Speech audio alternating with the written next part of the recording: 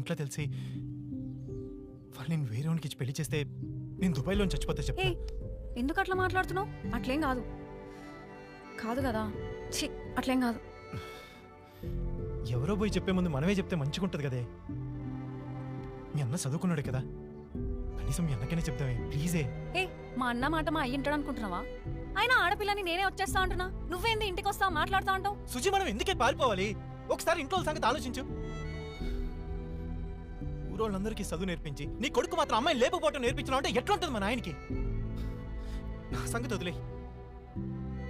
ఒక గంట లేట్ అయితేనే మా నాన్నకి అన్నం పెట్టాలా టాబ్లెట్ ఇయ్యాలా అని లొల్లి లొల్లి చేస్తావు. నువ్వు చెప్పు, నువ్వు ఉండగలవా మీ నాయన వదిలే? అదంతా నాకు తెలియదు రవి. నాకు నువ్వు కావాలి. నువ్వు వచ్చి ఇప్పుడు ఇట్లా పిచ్చి పిచ్చిగా చేయక చెప్తున్నా ప్లీజ్. సుజీ అసలు చెప్తేనే కదా ఏమవుతుందో తెలిసేది. ఎన్నాళ్ళు ఇలా భయపడుకుంటూ కూర్చుంటాం?